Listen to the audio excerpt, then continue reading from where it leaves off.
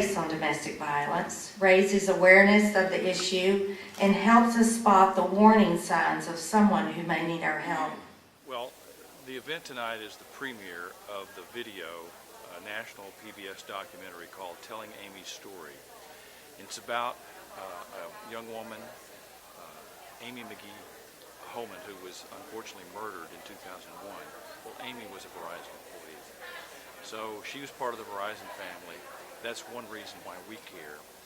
And we want to make sure her story gets told so that other people are aware of this, to hopefully elevate the issue, to help move more toward prevention of this sort of incident again in the future, because it's a story that's all too familiar. Well, we believe the documentary that you're about to see is a powerful tool for community outreach. This can help people recognize the signs of domestic violence and empower them to help friends and coworkers who are in abusive relationships. We believe this program will give victims the courage and hopefully the information they need to find shelter and support. And we believe most sincerely that lives will be saved. Now let's tell Amy's story this evening.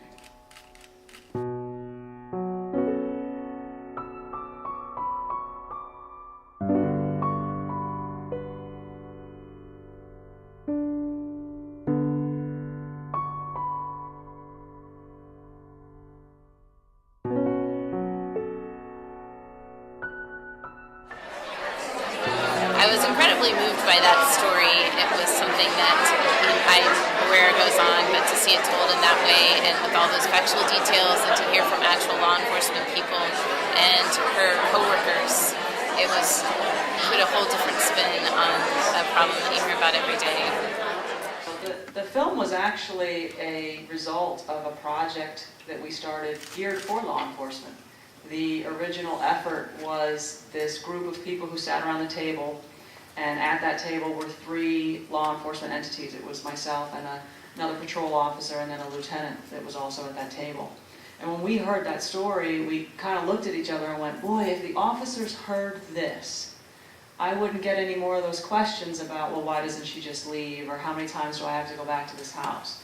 If the officers could just see what domestic violence looks like in a specific case of somebody from their community, they could be from anyone's community, then the officers would have better understanding how important their role is in the fight against domestic violence. That not only is their role to hold offenders accountable, which is a very important role, but also to partner with the necessary agencies to support victims. Because victims who have support are more likely to go through the criminal justice system, and the offender is more likely to be held accountable. But that's really hard to do at the time that law enforcement is 3 o'clock in the morning and you've got, the radio chirping in your ear, and you've got somebody screaming and yelling in handcuffs in the back of a police car, and you've got a woman standing in the doorway with 2 kids crying in her arms. And so from a law enforcement perspective, the idea is that at some point we have to recognize we can't do this alone. That's hard for law enforcement. I can say that as a cop. It is really hard for us to admit that sometimes there are problems that are at a community level that we have to trust that there are other professionals that can do just as good a job. And so the idea is to build those partnerships and make sure that your community in your hometown has a coordinated response to domestic violence, because we can't do it alone, and we have to find those partners in our community and build that bridge of trust, because the victims are going to be the ones that benefit and the perpetrators will be held accountable. First, it's a really compelling story that is told. It didn't really have a dramatic spin except for the real events, but to see it on a big screen or to see the real people involved, and just to have an event where you're watching something that's in the category of entertainment, maybe, like it's not something, a factual lesson, it's like a real somebody's story. It's a little more compelling to watch.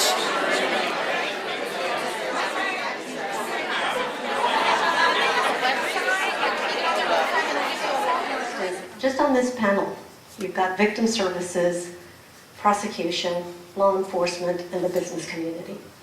We are part of a coordinated community response.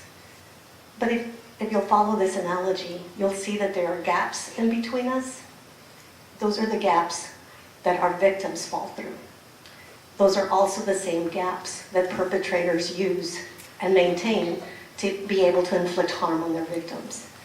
And the way we can strengthen a coordinated community response is by asking each and every one of you, regardless of what facet, profession you hold in this community, that you shore up these gaps that currently exist between us. Break our silence. Completely and totally. I can't wait to get the bands and wear them, and I want to tell a lot of people to watch this movie. It really made a difference in how I looked at a story like that. It put more personal touch on something that, like I said, I know is going on, but it definitely made me feel like I had the power to do something about it. With us all, we can put an end to domestic violence. So thank you for being here tonight, but most of all, thank you for allowing me to share this moment with you.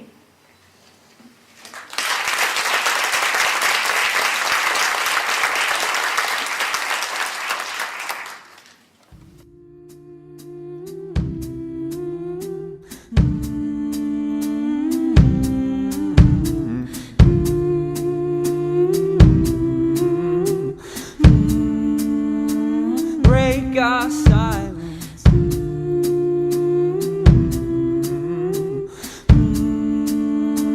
Break our silence.